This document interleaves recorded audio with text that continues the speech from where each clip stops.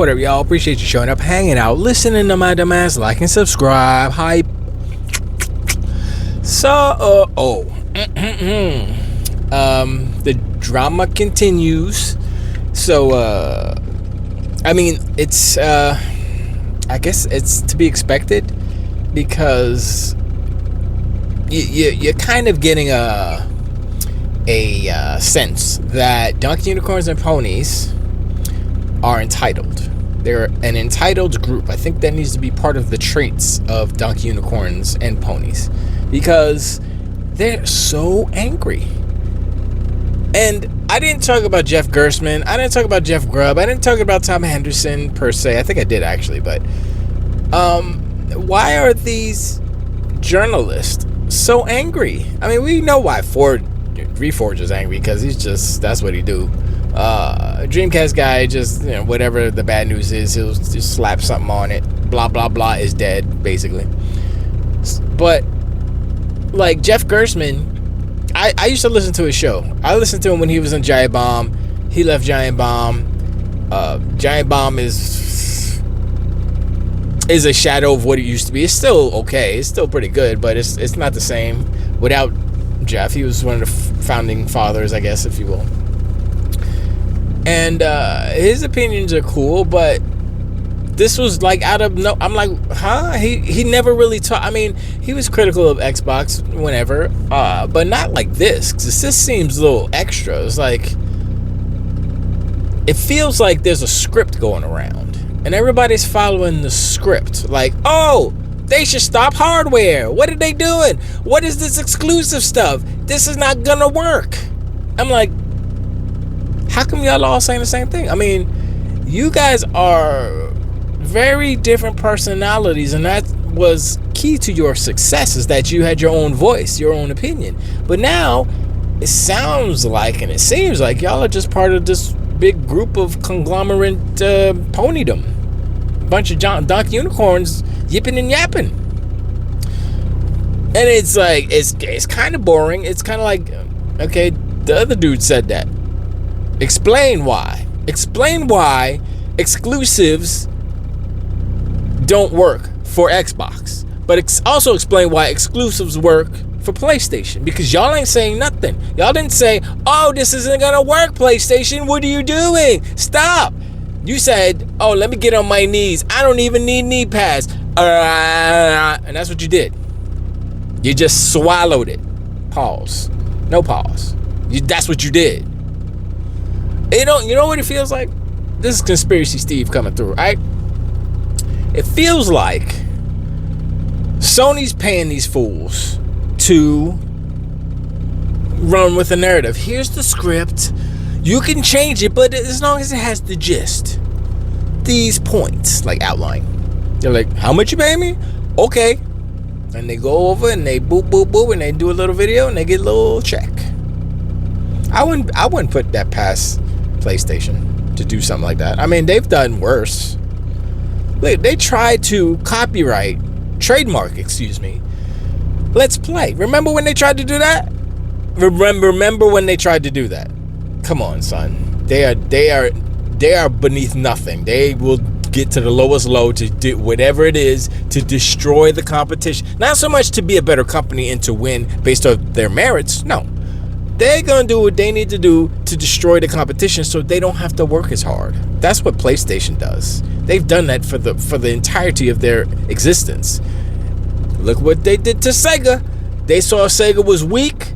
They didn't say, as one of the pillars of the industry, let us help our Japanese brother Sega to be strong like us, and we can be both strong in this industry and make all the monies together. That's not what they said. They said, oh, you caught your foot in a trap. Okay. I'll be right back. Click, click. Boosh. Finished them off. That's PlayStation. They haven't changed.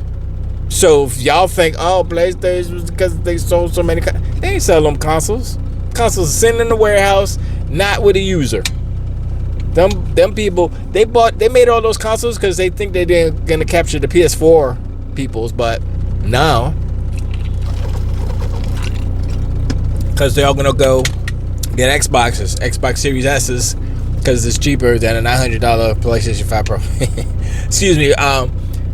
Apologies if there's noise and stuff happening, because my homegirl, she rumbles. She's loud. And it is okay. So somebody said it was 93 degrees outside. Feels like 108. How do you jump 15 degrees? Just like I want to know, because that's too hot. That is hot. Remember when last time I said it was hot? No, that wasn't hot. This hot. I said no, I can't do. Screw the noise. We're gonna have rumbles, because she gonna keep me cool. That's right. AC work on this old girl, because she's Anyway, I'm sorry. Back to the matter at hand. So these journalists, Jeff Gerstmann, Jeff Grubb, Tom Henderson, anybody else was there. I mean, I was watching Brad Sams. He said something incorrect, but it was a little just a faux pas, because he's not really a gamer like that. So whatever, he just like spits the news out. So I'll give him leeway. He's not being malicious or anything. But like people like Tom Henderson, who got called out, by the way, talking about that. Oh, Gears E-Day cost $400 million, and he got corrected. Who corrected him? Was it it was Jez. It was Jez Gordon. So thank you, Jez. Appreciate you. Jez is one of the ones I listen to, because he's not like a donkey, unicorn, or a pony, blah, blah, blah. But yeah, he said that $400 million is the salary the budget, if you will, or salary paid out for the coalition for the 7 years, right? But they didn't just work on Gears of War E-Day for those 7. They did so many other things. They made like 3, 4, 5, 6, 7, 8, 9 games. Then when you divide it up, 400 million divided by 10. I mean, that's exaggerating, but that's my point. You're gonna just say, 7 years of salaries at the coalition is $400 million. That's how much it costs for it. And like, no, because they made the Matrix demo. Whatever it was, I forgot what it was called. That Matrix demo for Unreal Engine 5, and then the Unreal Engine 5 demo with the girl, whatever face, and then all the different demos that you see from Unreal Engine, the coalition worked on, because they are the team. Epic is like, we're doing Fortnite. We don't know how to make our engine look good. It's like, all right, fine. We'll work on blah, blah, blah. And Epic, they working for them, so they got to pay them. It's not free. Unless they do some type of deal, get a discount on some engine. I don't know. They could have made a deal. Microsoft and Xbox could have made a deal with them through the coalition, with Epic, whatever. But the point is, it's not $400 million for Gears E-Day. And look, he's a journalist. I always use quotations because they don't act like journalists. Even Jeff Gerstmann, who I thought was a journalist, but he's not anymore. He's just a dude on the interwebs talking shite, who likes video games, so that's all he is. He used to work for GameSpot. He was a journalist. He was reviewing. He got fired. I'm not saying that was justified, and I was on his side, but now he's talking shite, and I'm like, why? And it's not like, you talking shite, I hate you automatically. I want to know why. I want to know why the bias is so strong. What did they do to you? Or who paid you to say these things? Because this can't be just a natural. If you're a regular, normal person, and you're sitting there and you're like, Xbox is doing this, PlayStation. You ain't saying nothing what PlayStation doing, but Xbox, we gotta exaggerate, we gotta do false, just saying false stuff. I was about to spit some reforgisms. There you go. But no, I'm not gonna do that. But yeah, that's my question. Why? Why are all these people angry? Why are they all turning, or not turning, but going against Xbox in this way? At the same time, it seems suspicious. It seems not like a coincidence. It seems like there's an agenda. Now, maybe, it does have to do with algorithms and these people thinking that bad Xbox news equates to greater views, equates to more money for them. And that's one of the issues with journalism, with these content creators and stuff. I would say journalists in particular, because they are relying on YouTube and such for additional revenue, because their sites aren't really doing it for. Nobody's going to freaking IGN, nobody's going to GameSpot. They go to their YouTube channel and watch the stuff there, right? So they're using that as part of their income. So they need to make these salacious headlines in order to drive traffic, viewers, so that they can make that money, regardless if it's true or regardless if that's what they feel. That's what gets the clicks. So the problem inherently is not the actual content creators and the websites and all these people doing bad news. The problem is the inherent nature of humans to want bad news over good news, you know? And it would have to take a ginormous tragedy for that to shift a little bit. Like, not to bring this up, but I'm gonna. When 9/11 happened, right? That was the first time I can remember in my days that the country was kind of united. You know what I mean? Like, I mean, racism, of course, always exists, but we were kind of like, yeah, screw them, blah, blah, blah. You know what I'm saying? Especially New Yorkers. Like us New Yorkers, we were like, yo, we took a special offense to it, you know? And then, you know, we all banded together to have one common enemy. And now it's like, I mean, you look at like the journalists and stuff like that, it's like they're chasing the money, which is fine, but they're not being true to the actual facts and the actual, you know, reality. And so my hope, I don't know how they're gonna do this, and I will say that they are way more capable than me of figuring this out. Obviously, they get paid the big bucks, and you know, he's a well-respected man. What's his name? Ball. Tommy Ball. That's his name, right? Anyway, so they have a very unique situation where they have to figure out the psychology of the situation, of the environment, of the industry, and why the consensus is bad Xbox news, good. You know what I mean? And PlayStation does no harm, does no wrong. Like, why does that exist? And they have to figure out a way to dispel those things. I mean, they're doing a pretty good job. I mean, but, you know, how long can you fight the fight when, you know, you have journalists like this going against you and literally just spilling lies or spilling untruths or not doing their due diligence, not being a journalist? You know, that's why I give respect to King, because, you know, he kind of does what I do. He waits. He doesn't jump on like, oh, I got it out first, $400 million, that's how much it costs. And then you figure, oh, yeah, that wasn't right, actually. Oops.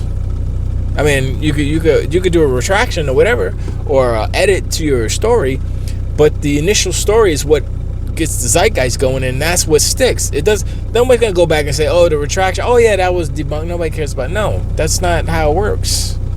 You know, and that's how these narratives proliferate. And, you know, Asha and the team over there can only do so much. Matthew, I'm sorry, I said Tom. Matt Ball. Matthew, Matt. So, yeah, it's a puzzle to me in one sense, but honestly, I already discussed why it exists, and I understand why. It's money. Right? If you have a question about anything, you're like, why money? That's the answer. Money or psychosis. I mean, it's either or, you know, because it's like crazy people do stuff not because of money, because they just hear voices and stuff. That's a whole nother thing. But, you know, if the people are sane and the people, you know, they trying to eat, they're trying to feed their employees, pay their employees and stuff, trying to have a successful business like that, money. So, and I am, me as Electron Banner, as SG, I'm trying to not put myself in that situation. That's why, like I said, I haven't monetized this channel. Not because I can't use the extra money. I mean, everybody can. Traley Bailey is thirsty girl. She's thirsty. But it's not the most important thing, you know. I need extra money, I can figure it out, you know. But that's not, like, if that was the case, I would be Dreamcast guy too. You know what I'm saying? I'd be Saturn guy or something. I'd be Saturn guy. I would be AM2 guy, whatever. But no, it's just, that's not fun. Like, that's not fun. Just like being the negative person, like crying about stuff all the time. I mean, if that's his personality, then sure. But it's just weird, you know. And I mean, I'm tired just talking about it and thinking about it. And then I'm like, okay. Then I go back to gamer mode, right? In my brain, I'm like, yo, Gears is about to, Halo's about to drop. Still, look. Boom said it. Sean said it. I think Dirt said it. Everybody who's like, you know, us bleed greeners. I don't know if King said it. He might have said it. I'll say it again.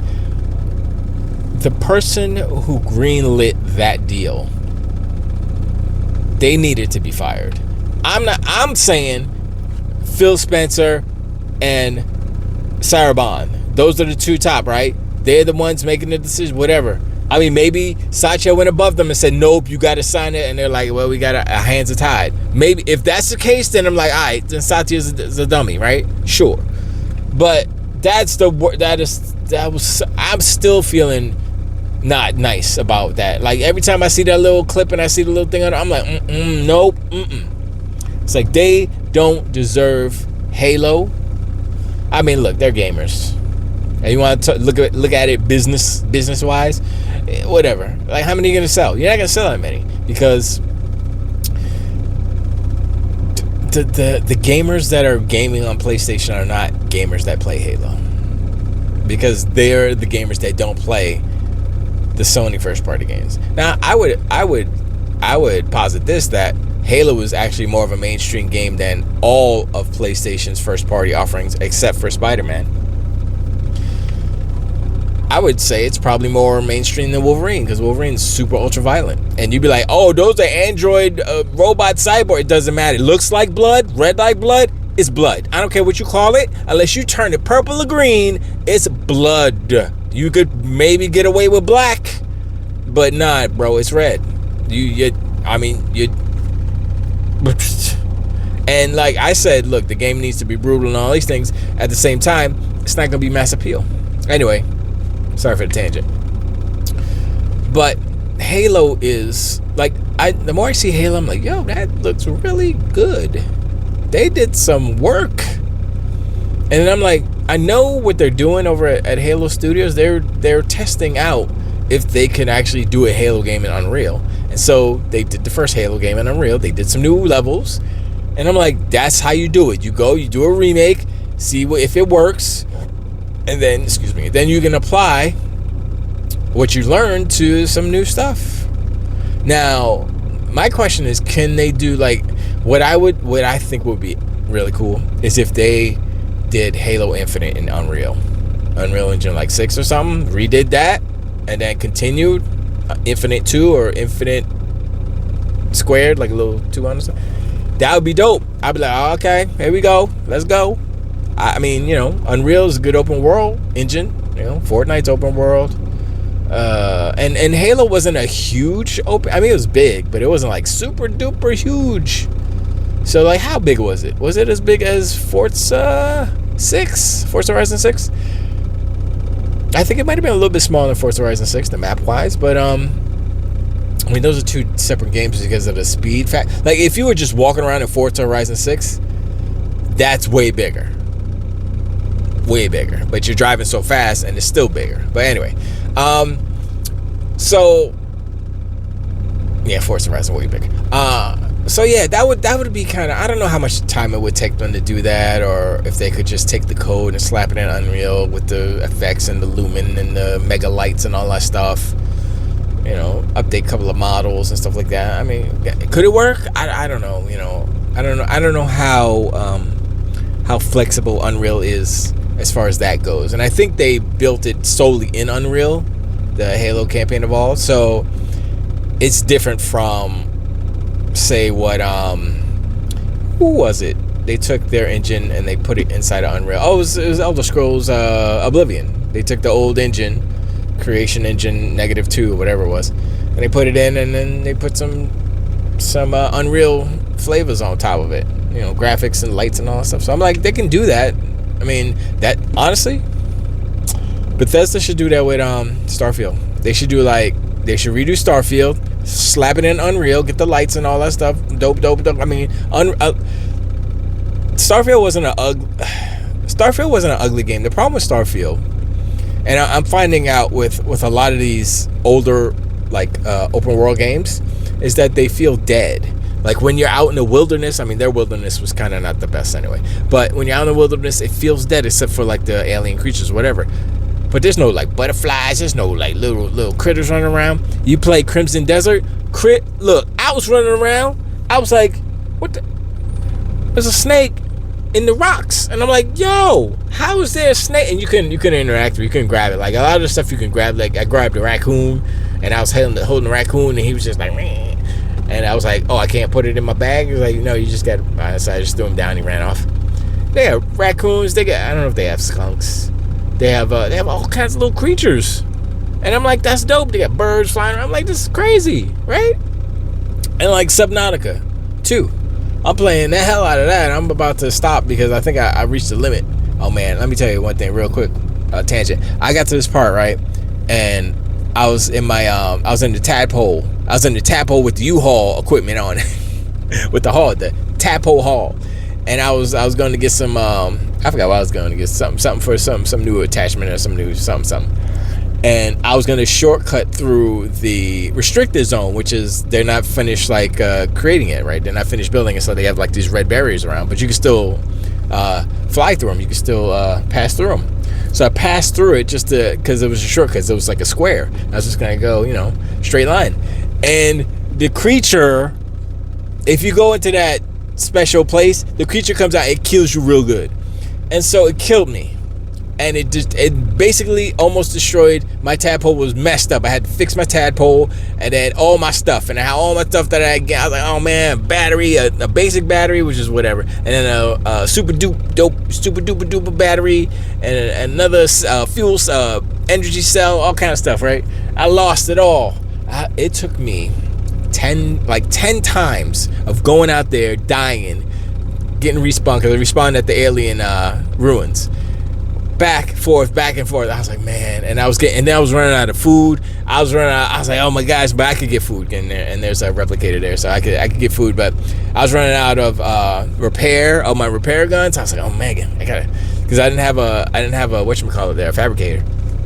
I mean, I had the fabricator, but I didn't have the other thing. But I don't think I need the other thing for. Yeah, I could have probably made it work. But anyway, eventually I fixed it enough times, and I got in, and I got it out of the red zone. And then there's like 5 or 10 of my deaths, the little beacons that have like the stuff that you drop. And I was like, it's gonna stay there. I'm not getting that stuff. I can't do it. So I went back and I just got all the stuff, and I continued on.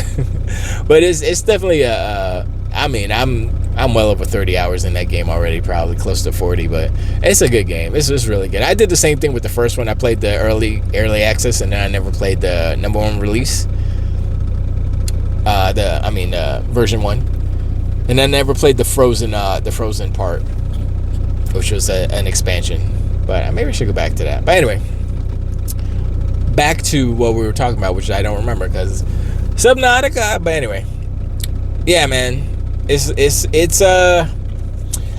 look, bottom line, we gonna get some games real soon. And also, Xbox ain't playing no more. Xbox is not the wimpy pushover anymore. And that's the thing, right? Because if you've paid attention throughout these years, throughout these decades, ever since Phil got into power, right? He's been a nice guy. He's a dev. He understands, and that's cool. And he sees a different side of the industry, and he knows all these people and stuff, right? So, a developer is a developer. It doesn't matter if you work for Xbox or PlayStation. You're still doing the same job. It's still kind of like a whole community right there, right? What makes it difficult is that corporate and all these other entities at PlayStation are not don't have that same mindset. They want to destroy Xbox and win. And so they're not thinking about the devs. They're not thinking about Xbox's devs as, oh, those are cool people and they do the same. No.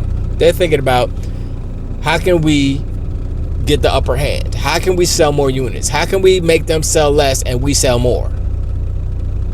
I mean, that's capitalism, yes. And honestly, if the industry was full of a bunch of Phil Spencers, it would be better for everyone. You know what I'm saying? I mean, it would probably be to the point where, like, everything, there was no exclusives, everything was on everything else, and they would probably even, like, you buy Xbox version, you could play it on PlayStation. You buy PlayStation version, you could play it on Xbox. It'd probably be like that. Just cross, like, play anywhere. Across all the consoles, Nintendo's for everything. Nintendo game, Mario would be on Xbox, all that. But that's not how the industry is. And why is that? Is it a Japanese thing? I don't know. I mean, Japanese, they've been bastards. You look at the history books. Genetically speaking, I should hate Japanese because of what they did to my people. But that was a long time ago, and I guess I feel a certain way about it, maybe. Like I said, DNA is strong, man. DNA is very strong. But I don't think about it that way, because not all Japanese are the people who, like, enslaved the Chinese or enslaved other peoples, So you always got to put that in the back of your mind. And I think that was Phil's fatal flaw. He kind of thought, like, not everybody's like that. We want, there are other people like me, right, who want the gaming industry to thrive and stuff. And no, that's not how it's working, Phil. And Phil saved Xbox, and Sarah got us ABK. So I can't say nothing about that. But whoever's idea was it to put freaking Halo on PlayStation, man, I wish I could jump through the internet and slap you. It's just so asinine. It's the stupidest thing. I like Halo. I play Halo. I played all the Halos. I don't play multiplayer that much, but I played the campaign, blah, blah, blah. I'm not even that much a fanatic of Halo. But that is your game. That's like Nintendo take a Mario and put it on Xbox. Like, oh, optimized for Xbox Series X. Look at all the more beautiful graphics on the Xbox than the Nintendo Switch 2. Look how gorgeous it looks on Xbox. All them Nintendo dudes would freak out, bro. That's like putting what's PlayStation have? What is their actual mascot? Is it Astrobot? I mean, I guess you can say it was Kratos, but he's not even in the next game. Yeah, it's not Nathan Drake anymore. Is it Abby or something? Abby survived. Yeah, she's still alive. I mean, Ellie, she needs to die. I mean, Ellie and Abby need to die. I mean, look, what they did to Joel was... Anyway, I'm sorry.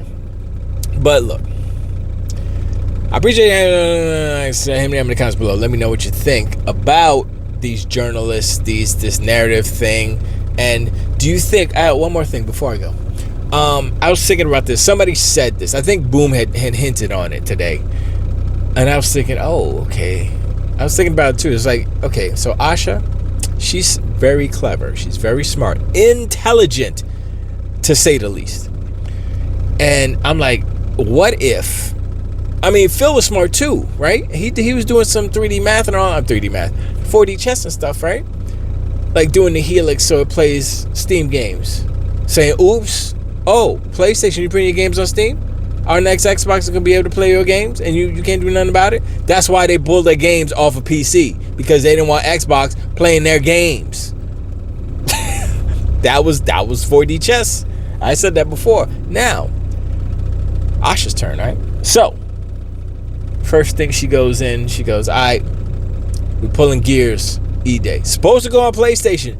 As far as we know, PlayStation version is already ready. That's why all these idiots and knuckleheads are talking about, oh, it's going on time exclusive, whatever. Now, here's the thing. And I'm going to believe that Asha and Matthew and Matt, they're highly intelligent and they're smart enough to realize that they have set a precedent, if you will. And if they go back on it, it's over. They cannot. Gears cannot go on PlayStation ever, because it would be just an empty promise. It would be the same thing that Phil did, and why everyone hated him. And it's not about people liking Asha or hating her or whatever, or Matt Ball, but it's about keeping your word. It's about like, yo, boom. I mean, and you know what? Matthew said the right thing. He said the thing that other people wouldn't. He said, we know we will lose money on this exclusive stuff, but that's what we trying to do. We trying to bring Xbox back. That's our goal, to bring Xbox back. So we lose a little bit here, but we gain more in getting that console where it needs to be. So I'm like, all right, cool. And so Asha, she pulls Gears. And everybody's like, oh my gosh, it was supposed to be. And like, she's not a fool, right? So they put out that video with Gears, with the PS5 on Gears E-Day, right? Remember, these are smart people. This is all calculated. So by having that, proves that it was going to go to PlayStation. She pulled it. That's gangster. That's worse. That's worse than saying, oh no, we didn't have any. We could just say, oh, that was just a rumor. It's not no, it was on there. Maybe it was like never going to be, and she put that in there just to psych him out. Like, oh yeah, it's coming. Psych, snatched it away. But we want it. Why can't we remember there? Shut your ass up. Go play Killzone 3. Blood, fire. What was the last one? I don't remember. Towerfall? It doesn't matter. And so that's the first part, right? The second part is she pulled the Halo trailer. That's gangster. I never heard nobody pulling a trailer like that. And that's a special situation, because it's an Xbox game going to PlayStation. They get the PlayStation. I'm like, yo, people are still upset about it. I'm still a little about it. But I'm like, yeah, pulling that was a good move. The fact that it's going to PlayStation, hurts. But I think, you know what I think it is also? I think it's a test. Because they did the test with Gears, right? They said Gears, they put Gears Reloaded on PlayStation, and it sell nothing. It sell like 2 copies, and it sell nothing. They don't buy that game. They don't want that game. So she's like, oh, she's looking at all the data, right? She's looking at the numbers. Gears, it's like, that's how much it sold on PlayStation? Yeah, no, we're not. No, it's supposed to. No. We taking. No, they don't get it. They're not gonna buy it. I don't care if we wasted $159,000 on the port. Take it off. That's my word. I'm the boss, CEO, me. And so yeah, that's what happened. That's how she said. That's how she spit. She be spitting game, son. When she's on camera, she's like, "Oh, hi, how you doing?" And then she gets off the camera. Yo, what y'all doing, son? She get all gangsta. Anyway, so that's the first part. And then the Halo, she pulled it, gangsta. And then she made Clockwork Revolution super exclusive, just like Gears, gangsta. Now, if that game, here's the thing though, if that game blows up, if that game is like the best game of the year, blows up, dude.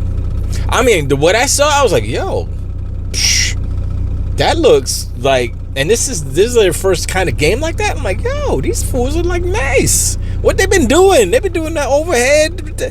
Why they waste their time, man? Make this game. Anyway, so and now like the rumors are that Elder Scrolls 6 is gonna be exclusive. Come on, son.